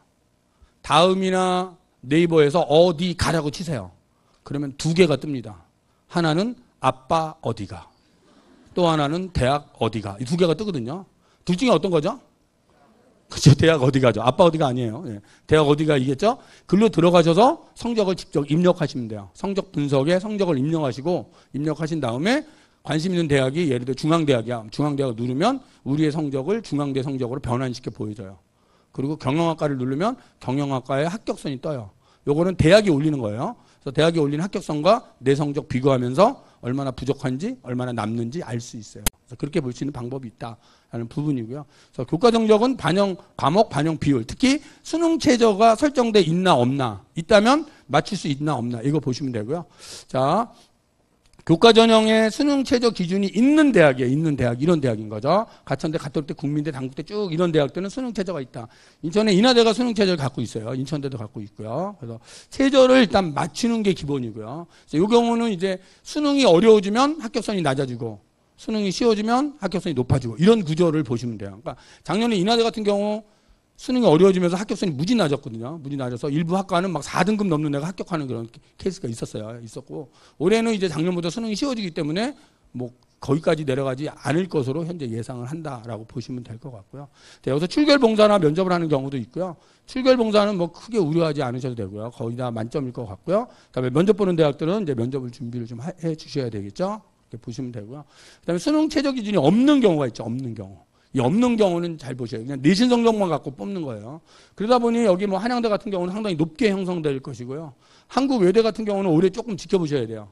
작년에 내신 반영 방법과 올해 내신 방법이 좀 바뀌면서 또 한국에다가 과감하게 수능 최저를 뺐는데 빼서 성공할지 못할지는 조금 오래 지켜보시면서 그래서 이런 것들은 이제 대학이 합격선 같은 걸 발표를 하기 때문에 그런 합격선하고 내 성적을 비교하시면서 준비할 수 있다. 최저가 없는 경우이기 때문에 다른 준비는 필요 없죠. 그래서 비교과 들어가는 거는 출결봉사인데 거의 다 만점이다라고 보시면 됩니다. 그래서 면접 있는 경우 이렇게 이루어져 있고요. 그래서 교과 전형은 최저가 있냐 없냐, 수능 최저가 있냐 없냐, 있다면 어떻게 설정되어 있고 내가 그것을 충족할 수 있냐 없냐 이걸 보시면서 준비하는 전형 학생부 교과 전형이었다라고 생각하시면 될 것 같고요. 그다음에 학생부 종합 전형이죠.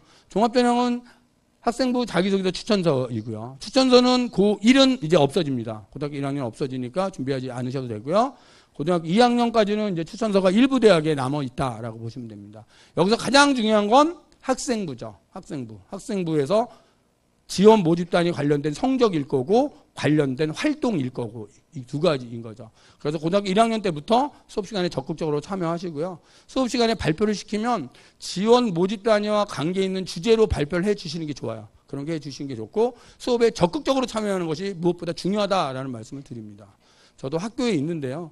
요즘에는 학생들도 좀 이상한 애들이 많아요. 수업 시간에 애가 자고 있어요. 그러면 선생님이 깨우잖아요. 그럼 옛날 애들은 일어나면서 좀 미안한 표정을 지어줬어요. 그럼 선생님이 뒤에가 서 있어. 그럼 애가 미안한 표정으로 서 있어요. 그럼 선생님도 안쓰러우니까 한 5분 지나면 잠이 깼니? 들어와. 이랬다는 말이죠. 근데 요즘 애들은 자는데 깨우면 승질을 내요, 애들이요. 애들 입장은 이런 거죠. 난 좀 피곤해서 자는데 선생님은 하시던 일이나 하시지. 왜 저를 건드리시죠? 이게 애들의 입장인 것 같아요. 여자아이들은 자는데 깨우면 꿈쩍도 않고 있고요. 옆에 있는 애가 선생님 얘 아파요 이렇게 얘기를 해요. 건드리지 마라 이런 얘기인 거예요. 자, 아이들이 그런 반응을 보이면 선생님도 사실은 기분이 좋지 않아요. 그럼 사실은 선생님이 그 내용을 생기부에 써버리면 돼요. 나는 이 아이의 깨어있는 모습을 보고 싶다. 그렇게 쓰면 어떻게 되죠? 학종으로 대학을 못 갑니다. 못 가는데 그래서 이제 그렇게 쓰시는 선생님은 없으세요. 선생님은 없다라고 하는 것이고요. 그런 아이들은 솔직히 어떻게 써주냐면요. 그냥 한 줄 써줘요. 수업 시간에 적극적으로 참여함 이렇게 써줘요. 수업 시간에 적극적으로 참여함. 그걸 읽고 항의하시는 학부형은 아무도 없어요. 적극적으로 참여하는데 누가 항의를 하겠어요, 그죠? 하지만 대학은 그걸 보면 알아요. 아, 얘 잠자는 애구나 아는 거죠. 그럼 어떤 내용이 좋은 걸까요? 적극적으로 참여함이 아니라 구체적으로 그 적극적인 내용을 써주는 거예요. 이 아이가 뭐 어떤 주제로 어떤 관점으로 어떻게 발표했고 뭐 이런 내용을 구체적으로 써주는 것. 이것이 좋은 생활기록부다라고 알아두시면 될 것 같고요. 그래서 서류 평가와 면접으로 가는 전형 학생부 종합 전형이다라고 보시면 되고요. 종합 전형은 대부분 수능 최저는 가지고 있지 않고요. 수능 최저가 있는 일부 대학들이 있어요. 서울대 지역균형 같은 경우에 이제 수능 최저가 있는데 다만 내년에 바뀌는 게 탐구 과목에서 지금은 2등급 2개였는데 내년은 2개 합 4. 그러니까 1, 3도 된다. 이게 이제 내년에 바뀌는 거고요. 고려대학교 일반 전형의 학업수자 전형. 인문계 4개 7, 자연계 4개 8, 의대는 4개 5 이런 구조거든요. 4개 7이 나오려면 1, 2, 2, 2 이렇게 나와야 되잖아요. 근데 이런 최저를 맞추면 붙어요. 사실은 이화여대 미래인재 전형 3개 합 6. 최저 맞추면 거의 붙는다라고 그냥 보시면 돼요. 홍익대도 마찬가지고요. 그래서 이런 대학은 이제 최저가 있기 때문에 최저 보시면서 활동은 별로 안 한 것 같은데 애가 수능이 나온다 그러면 오히려 최저 있는 종합전형을 쓰시는 게 좋아요. 좋고요. 그다음에 이런 대학을 뺀 대부분의 대학이 수능 최저가 없습니다. 대부분의 대학은 수능 최저가 없고요. 잠깐만요. 이런 전형만 있고 나머지는 수능 최저가 없다라고 보시면 되고요. 그다음에 학생부 종합전형은 그럼 뭘 갖고 뽑느냐? 아예 성적 보죠. 또 지원 모집단위 관련된 어떤 소질, 적성, 잠재력 이런 것들을 평가하는데 가장 중요한 건 학교 생활 기록부죠.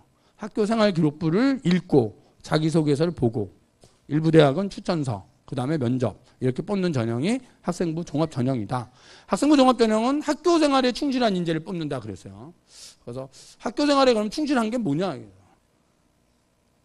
학교 생활에 충실한지 안 한지를 볼 수 있는 서류는 학교 생활 기록부인 거죠. 그렇죠? 그래서 학교생활기록부에 있는 기록을 갖고 뽑는 것이기 때문에 학생이 이 수업 시간에 적극적으로 또 동아리 독서활동 열심히 해주시고 그 내용이 생활기록부에 잘 기록되어 있다면 대학은 그 아이를 좋게 평가할 것이다 라고 보시면 됩니다. 대학은 어떤 아이를 뽑고 싶냐면 대학 들어와서 공부 잘할 것 같은 애를 뽑고 싶어요. 대학 들어와서 공부 잘할 것 같은 애를 뽑고 싶다. 그럼 대학 들어와서 공부 잘할 것 같은 애는 고등학교 때 공부 잘한 애가 대학 들어와서도 잘할 것 같은 애죠. 그러니까 가장 좋은 애는 내신 성적도 좋고 활동도 많이 하네. 대학이 뽑고 싶은 애죠. 1학년, 2학년, 3학년으로 가면서 내신 성적이 1학년 때보다 3학년 때 좀 향상되면서 적극적인 활동을 하네. 얘도 뽑고 싶은 애죠. 그렇죠? 근데 내신이 1, 2, 3으로 가면서 급격히 떨어지고 활동도 별로 안 했다. 뽑기 싫은 애죠.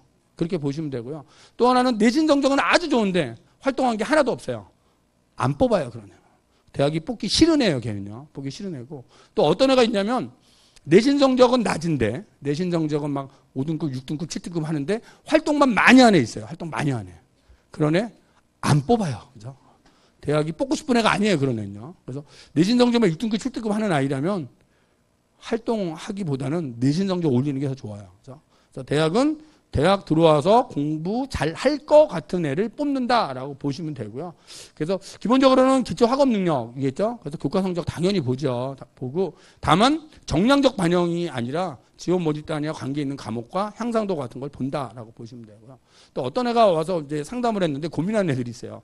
1학년 때 뭐 2등급 초반이었는데 2학년 때 2등급 중반이 됐다. 3학년 때 2등급 후반이 됐다. 떨어진 애이긴 하잖아요. 그런데 크게 우려하는 아이는 아니에요. 그렇죠? 크게 우려할 부분은 아니다. 2등급 중반 정도에서 대학이 평가를 해줘요. 그런 아이들은.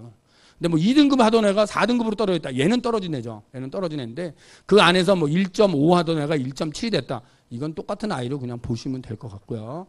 수능 최저 학력 기준이 있는 대학도 있다라고 보시면 되고요. 아이의 꿈과 끼를 가진 열정 이런 것들을 생활기록부를 통해서 특히 교과 습득 그리고 동아리 독서 종합의견 이런 걸 통해서 대학은 평가한다라고 보시면 될 것 같고요. 그래서 기초학업 능력이 가장 중요하고요. 전공 관련한 준비. 그다음에 이제 인성인데요. 이제 어머님들이 궁금한 게 인성이죠. 과연 대학이 인성 뭘 보고 뽑나요? 인성은 어떤 걸 보고 뽑나요? 많이 고민을 하세요. 대학이 학생을 평가할 때 얘가 뭐 착한 애인지 나쁜 애인지 이거 평가하기 어렵잖아요. 그죠? 그래서 대학이 평가하는 인성이라고 하는 것은 학교 생활을 통하여 길러진 역량으로서 인성을 평가한다고 보시면 돼요. 학교 생활을 통하여 길러진 역량으로서 인성이다. 그러니까 학교에서 어떤 활동을 했다면 그 활동 이유를 보는 거예요. 이후에. 그 활동이 끝난 다음에 얘는 어떤 일을 했을까. 그런 부분을 평가하게 된다. 그러니까 활동 끝난 다음에 남아서 뒤처리를 하고 뭐 청소도 하고 이렇게 가는 아이하고 끝나자마자 그냥 팽개치고 가는 아이는 분명히 다른 거죠. 그런 부분이 인성 부분이다라고 보시면 돼요. 그래서 이제 어떤 어머님들은 그러면 봉사활동을 많이 해야 되네. 요거 이제 질문 많이 하시거든요. 선생님 봉사활동 몇 시간이나 해야 돼요? 봉사활동에 대해서는 뭐 시간으로 뽑지는 않습니다. 대학이요. 봉사활동 100시간 합격, 50시간 불합격 이런 대학은 없어요. 없고요. 봉사정신을 꼭 봉사 시간으로만 대학에서 보지 않습니다. 생활기록부의 요소에서 그 아이의 봉사정신을 찾는 거예요. 그 아이가 수업 시간에 뭐 친구들을 잘 못하는 아이를 어떻게 뭐 케어했다든지 시험 준비 시간에 시험 문제를 예상 문제를 뽑아서 뭐 어떻게 했다든지 뭐 반장으로서 리더로서 뭐 학급 체육대회를 위해서 어떻게 했다든지 이런 내용이 생활기록부에 있으면 대학은 그런 것을 통하여 봉사정신이나 그 아이의 인성을 평가하게 돼요. 그래서 그런 내용이 많으면 사실은 봉사 시간이 1시간도 없어도 돼요. 그러니까 뭐 시간으로만 너무 많이 채워야 되는 건 아니다. 이 말씀 드리고 싶고요. 봉사활동이라고 하는 것은 진정성이 중요하거든요. 진정한, 그러니까 시간이 많은 것보다는 진정한 봉사냐 아니냐. 그래서 저는 이제 아이들한테 이런 얘기를 해요. 진정한 봉사는 내 방, 내 집을 치우는 거다. 이렇게 얘기하거든요. 자기 방도 안 치우는 애가 남의 집 가서 마당 쓸고 있어. 이거 뭐 진정성이라고 보기 어렵잖아요. 그래서 봉사한다고 오면 꼭 물어봐요. 너 학교에서 집에 올 때, 아니 집에서 학교 올 때 네 방은 치우고 나왔니? 꼭 물어보거든요.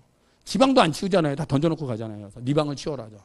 그것이 이제 학교로 돌아오면 우리 학교를 치워라 해요. 사실은 우리 교실, 우리 학교 주위를 돌아다니면 쓰레기를 줍고 중앙 현관을 쓸고 이런 거 봉사정신 맞습니다. 그러니까 그렇게 시간에 너무 많이 해야 되는 것으로 이렇게 안 하셔도 되고요. 진정성 있게 학교 주위에서 쓰레기를 주셔도 그것은 봉사정신이다라고 생각을 하시면 될 것 같습니다. 그래서 계열별 특성인데요. 요거는 이제 학부형들이 궁금해 하시니까 어문계열을 간다면 과목으로는 국어, 영어 과목이 중요한 거죠. 대학이 평가하는 그의 특성은 글로벌 역량이나 의사소통 능력 같은 거고요. 그래서 어학 관련 활동이나 100일장. 근데 여기서 이제 그러면 어문 계열을 가려면 꼭 100일장을 해야 되나요? 이건 아니에요. 꼭 하라는 얘기는 아니고요. 이런 활동을 통해서 아이들이 역량을 키우더라라고 하는 것입니다. 다른 활동을 통해서 키우셔도 됩니다라고 보시면 되고요. 사회계열을 간다 하면 배려심, 협동정신 같은 거잖아요. 과목으로 본다면 국어나 사회 과목일 거고요. 봉사정신이나 뭐 토론 같은 거는 써먹을 때가 참 많아요. 그런 것이고요.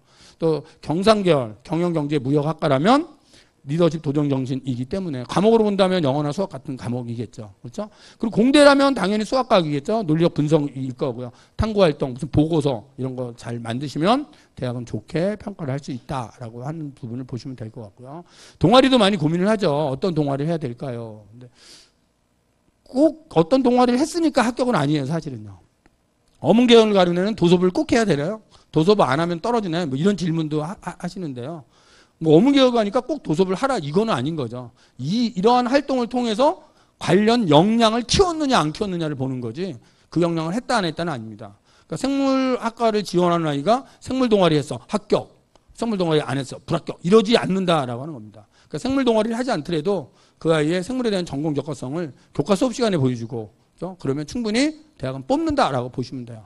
그렇죠? 그렇게 보시면 되고. 근데 학생의 입장에서는 이왕이면 관련 동아리 활동을 해주면 그 안에서 배우기가 쉽다라고 하는 거죠. 그래서 동아리 선택을 잘 하셔야 되는데 또 자기가 선택했는데 선택한 동아리에 못 들어가는 경우가 있어요. 그러니까 생물 동아리를 하러 갔는데 너무 많이 와서 떨어져서 배드민턴 동아리를 갔어. 선생님 이거 어떻게 하죠? 이런 고민을 하잖아요. 근데 배드민턴 동아리를 일단 잘 하셔야 돼요. 거기서는 그 아이의 리더십이나 뭐 다른 것을 보일 수 있어요. 그리고 자율 동아리로 만들어 주시면 될 것 같아요. 자율 동아리. 특히 고등학교 1학년 학생들은 자율 동아리 지금 하나 정도 기록이 되기 때문에 자율 동아리가 하나가 기록된다는 건 어떻게 보면 또 하나를 꼭 해야 된다는 의미일 수도 있고요. 그래서 꼭 해야 붙고 안 하면 떨어지고는 아니지만 학생이 학교의 교육과정상의 동아리와 또 관련 과목에 대한 자율 동아리 하나를 만들어서 열심히 해준다면 대학은 좋게 평가할 것이다라는 것을 말씀드리고 싶습니다. 자, 학생부 종합전형은 이제 모집 단위별로 조금 그 전형 요소가 다른 경우가 있어요. 이런 대학들은 교과 성적을 정량적으로 반영합니다. 그래서 이제 교과형 이건 이제 제가 이름을 붙인 거고요. 내신 성적을 정량적으로 반영한다. 아무래도 내신 성적을 정량적으로 반영한다는 것은 그만큼 내신 좋은 애를 뽑겠다라고 하는 의지도 있는 것이다. 이렇게 이해를 하시면 될 것 같고요. 그다음에 대부분의 전형은 다 면접형이에요. 학생부 종합전형은 1단계 서류, 2단계 먼저. 이것이 모든 대학의 거의 공통사항이다라고 보시면 돼요. 1단계를 대부분 3배수를 뽑습니다. 그런데 고려대는 5배수를 뽑죠. 5배수를 뽑는 이유는 뭘까? 수능 최저가 있기 때문에 그래요. 고려대가 먼저 1단계 합격자를 발표를 해요. 그리고 수능 끝나면 면접이 들어가요. 근데 수능 최저 못 맞춘 애는 면접 없이 떨어지는 거잖아요. 그래서 넉넉하게 뽑기 위해서 5단계를 뽑는다라고 보시면 되고요. 그래서 고려대만 5배수. 서울대는 2배수밖에 뽑지 않습니다. 그 이유는 3배수를 뽑았더니 2배수에서 3배수 사이에 있는 애는 합격 가능성이 별로 없더라. 그래서 그냥 2배수만 좁히고 있다라고 보시면 되고요. 연대는 약 2.5배수 정도. 그 이유는 연대는 수능 체제가 없기 때문에 그래요. 없으니까 고대처럼 5배수를 뽑을 필요가 없는 거죠. 그래서 이런 구조다. 그래서 대부분 1단계 3배수, 2단계 면접. 그래서 1단계 서류 통과를 하면 그 다음에 중요한 건 면접이죠. 면접을 통해서 학생을 뽑는 전형. 이것이 학생부 종합 전형이다라고 이해를 하시면 되고요. 서류형이라 그래서 이 전형은 면접이 없는 전형이에요. 면접 없이 그냥 서류만 갖고 뽑습니다. 단국대, 그다음에 우리 인하대 같은 경우죠. 학교장 추천에서는 서류예요. 그러면 이렇게 전형이 2개 있는 경우가 있어요. 인하대처럼 서류 100으로 뽑는 전형, 또한 서류 플러스 면접으로 뽑는 전형. 그러면 어떤 거로 가야지 학생 입장에서 유리한지 고민을 하게 되잖아요. 대부분 이제 면접이 없는 이런 서류 전형은 내신만 갖고 보면 내신 합격성이 좀 높게 형성돼요. 높게 형성되고 면접이 있는 전형은 3배수를 뽑은 다음에 면접을 보기 때문에 합격성이 내신은 좀 떨어지고 그래서 그렇습니다. 그러니까 학생이 내신이 아주 좋고 활동이 많으면 그냥 서류형으로 가서 끝나는 경우가 있고요. 내신이 조금 부족하다고 보면 면접형으로 가야 면접에서 조금 뒤집기를 할 수 있는 그런 기회가 온다라고 보시면 됩니다. 그래서 또 한 가지는 이제 면접인데요. 학생들이 그 면접 연습을 학생들한테 시켜보면 여학생들은 참 말을 잘해요. 면접을 잘하는데 남학생들이 조금 면접이 약해요. 그것은 뭐 어떤 뭐 특성일 수도 있는데 여학생들은 질문을 하면 쌩글쌩글 웃으면서 그냥 아주 자세하게 설명하고 더 얘기하려고 상당히 많이 노력을 해요. 근데 남학생들은 질문을 하면 대답하는 걸 귀찮아해요, 아이들이. 그래서 왜 물어보지? 뭐 이런 식인 거예요. 그다음에 문장 하나를 길게 말하는 게 좀 잘 안 되는 것 같아요. 단어 몇 개 툭 던지고 그냥 웬만하면 좀 그만 물어봤으면 이런 좀 성격이 있어요. 그래서 이 학종 준비하실 때는 면접 준비하시고 가셔야 돼요. 하고 가셔야 된다. 그리고 그렇게 면접에 자신이 없다. 실제로 자신 없는 애가 있어요. 그런 아이는 서류형으로 가시면 돼요. 서류형은 면접 없이 그냥 뽑기 때문에. 다만 이제 차이는 면접형은 원서 쓴 다음에 수능을 잘 봤어. 그러면 면접 보러 안 가면 되거든요. 떨어뜨리고 정시갈 수 있으니까. 근데 서류형은 수능 잘 봤어. 100% 납치된다. 이렇게 보시면 돼요. 그게 차이다라고 보시면 될 것 같고요. 자, 학생부의 모든 자료가 다 대학으로 넘어간다. 근데 특히 요것만 알아두세요. 종합의견은 2학년 때 것까지만 넘어간다는 거죠. 2학년 때 것까지만 넘어간다. 그러니까 여기 있는 2학년 학생들은 2학년 말에 이제 선생님이 기록하는 게 끝인 거죠. 그래서 혹시 3학년 때 만회할 수 있는 기회가 없는 거죠. 종합의견은요. 그래서 모든 자료가 넘어가는데 종합의견은 2학년 때가 끝이다. 다른 자료는 3학년 1학기까지 넘어간다라고 이해를 하시면 되고요. 그다음에 자기소개서인데요. 자기소개서 학생들이 상당히 어려워하는 부분이에요. 7월 달에 이제 기말고사 성적 받고 그때부터 자소서를 쓰기 시작하는데 제가 지도를 해보니까 한 달 정도 해요. 아이들이. 한 달 정도 지도를 합니다. 자소서 1번 학업에 대한 노력, 학습 경험 1번이고요. 2번 활동, 3번 인성 이렇게 나눠져 있습니다. 그런데 1학년 학생들은 1, 2번이 통합된다라고 보시면 돼요. 그러니까 문항이 하나가 주는 거예요. 지금 1학년 학생들은. 이게 통합돼서 한 문항으로 가는 거고요. 2학년 학생들은 똑같습니다. 1, 2, 3번으로 간다. 학업이죠. 뭐 어떤 내용을 써야 될까요? 포인트만 제가 딱 말씀드리면 1번과 2번은 지원 모집 단위와 좀 관계 있는 내용을 써주세요. 1번이 공부한 내용을 쓰잖아요. 너 공부한 거 말해봐. 뭐 쉽게 얘기해서. 무슨 공부했어요? 아이들이 뭐 영어 성적이 낮았는데 사교육받지 않고 EBS만 열심히 듣고 혼자 공부해서 성적 올렸어요. 뭐 이런 거 쓰는 애들이 있어요. 성적 올렸어요? 뭐 아니면 학습 방법. 뭘 어떻게 했어요? 근데 그런 거는 사실 여기 쓰는 게 아니에요. 학습 방법 같은 거는 뭐 교대랑 사대 가는 애는 써도 되는데 나머지 애들은 쓸 필요가 없는 거죠. 그런 거 알고 싶은 게 아니죠. 대학은요. 그래서 지원 모집 단위 관련된 그 아이의 학업에 대한 노력, 학습 경험을 알고 싶은 거예요. 지원 모집 단위 관련해서 너 어떤 공부를 했고 어떻게 공부했니? 이거 물어보는 거거든요. 그러니까 예를 들어 건축학과 간다. 그러면 건축 공부 어떻게 했어요? 나와야 돼요. 그래서 간호학과 간다. 간호학 공부 어떻게 했어요? 나와야 돼요. 그런데 생물학과 간다. 생물 공부 어떻게 했어요? 수업 시간이 있단 말이에요. 생물은. 건축, 간호 이런 거 없잖아요. 수업은. 수업 시간에 없으니까 안 했어요? 그러면 안 뽑겠죠. 대학이. 자신이 그 분야에 관심을 갖고 뭐 책을 찾아서 읽어봤다든지 아니면 뭐 어디 누구의 자료를 봤다든지 뭐 이런 내용이 나와줘야 되는 거죠. 그래서 1, 2번은 지원 모집단위 관련된 공부, 지원 모집 관련된 활동 이것을 1, 2번에 쓰시면 되고요. 3번은 인성이에요. 배려 나누는 협력 갈등 관리이기 때문에 실천 사례를 쓰는 것입니다. 학교 다닐 때 실천한 기록을 만드셔야 돼요. 그렇죠? 내가 누굴 위하여 어떻게 봉사하고 배려하고 나눠주고 리더십을 발휘하고 뭐 이런 내용들이 나와야 된다라고 알아두시면 될 것 같고요. 4번은 자율문항이고요. 이건 대학별로 다르기 때문에 자율문항은 지원대학이 어떠한 자율문항을 갖고 있는지를 본인이 확인하셔야 되고요. 대부분 대학은 지원 동기를 묻습니다. 지원 동기를 묻고 학업 계획이나 진로 계획을 묻는 대학 혹은 지원 동기를 묻고 준비 과정을 묻는 대학 이렇게 크게 둘로 나눠지게 되고요. 서울대 같은 경우는 독서의 기록을 묻는 그런 경우도 있다라고 보시면 됩니다.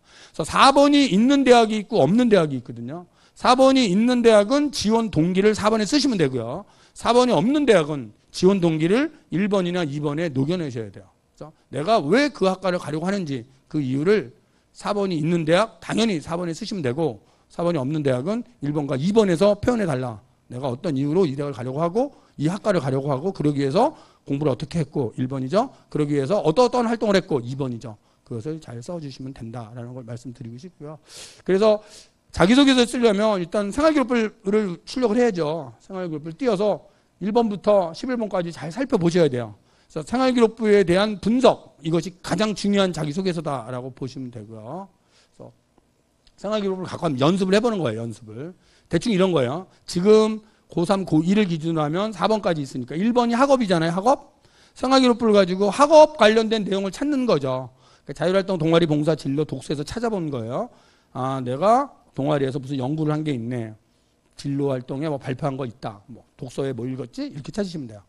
근데 2번은 전공적합성이잖아요. 활동한 거거든요. 생활기록부를 가지고 내가 어떤 활동을 했지? 또 인성 어떤 걸 했지. 그래서 볼펜 같은 걸로 좀 색깔을 바꿔가면서 좀 찾아보시는 거죠. 그래서 그거를 펼쳐놓으면 이렇게 되는 거죠. 이렇게. 학업 관련한 수상실적 창체 교과학습 발달사항. 전공 관련한 수상실적 창체 교과학습 발달사항. 인성 관련한 마찬가지예요.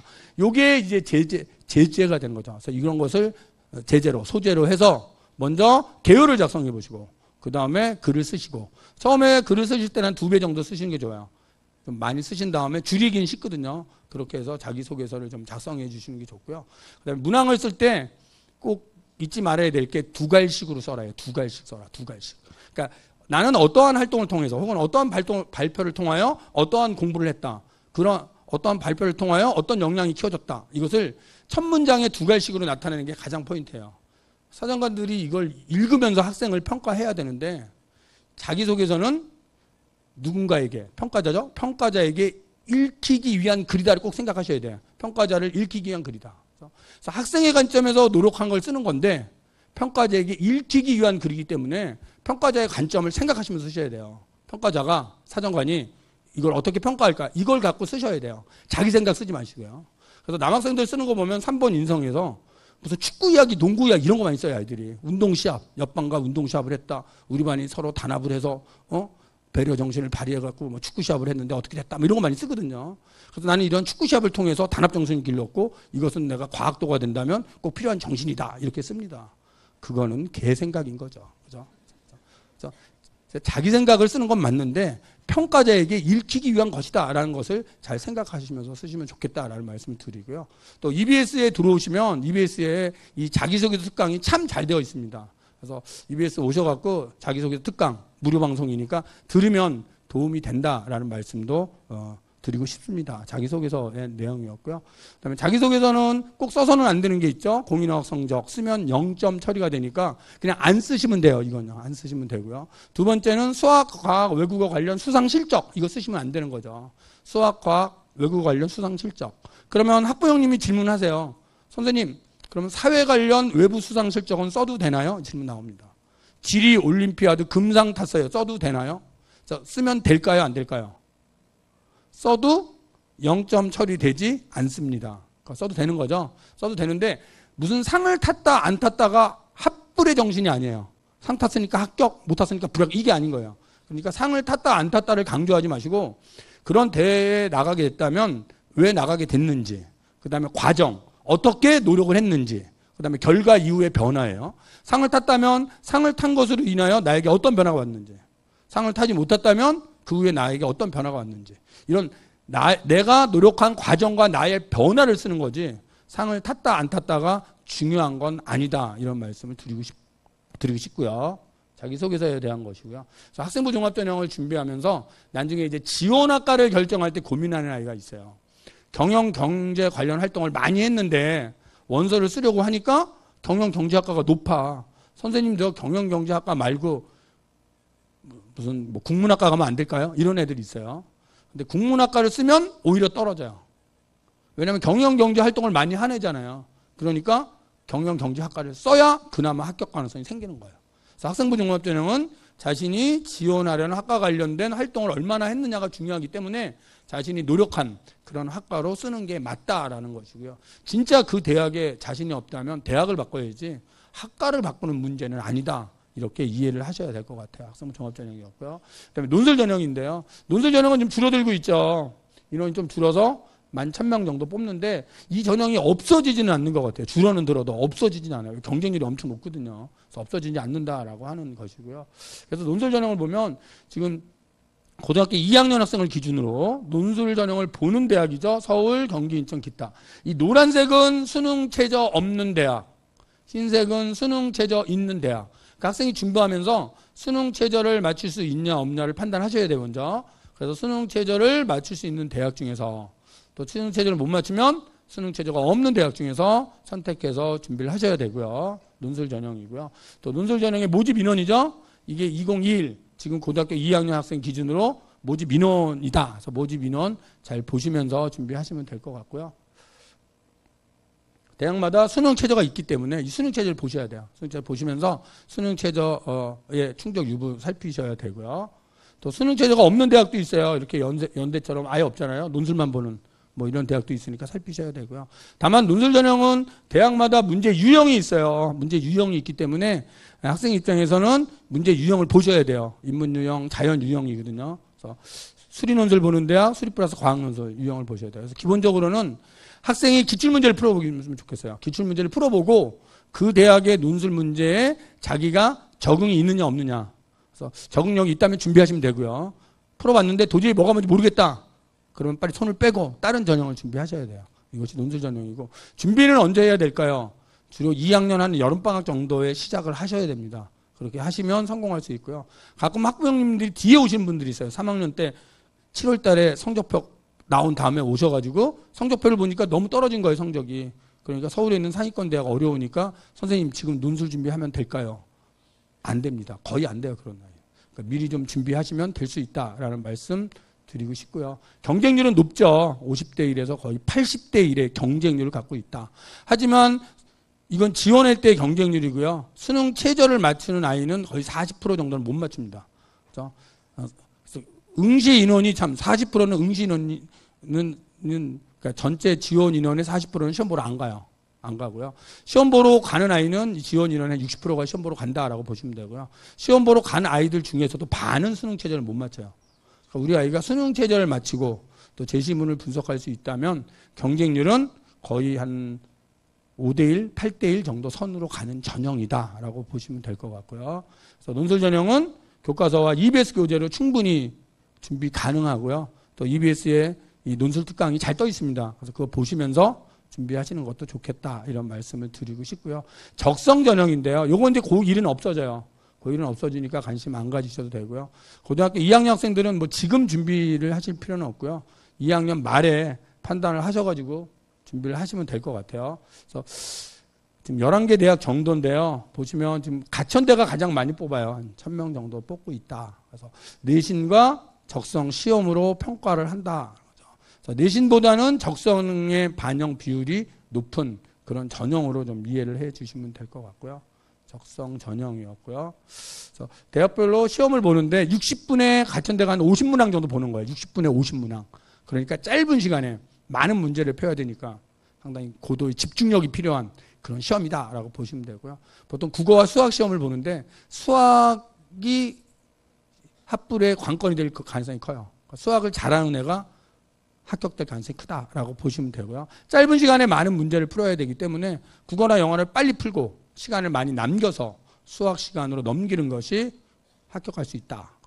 그래서 이것도 마찬가지로 좀 기출문제를 풀어보시고 준비를 하시는데 보통 문제의 한 70% 정도가 합격선이기 때문에 모의 문제를 통해서 70% 정도 풀 수 있는지 없는지를 좀 판단해 보시는 게 좋을 것 같고요.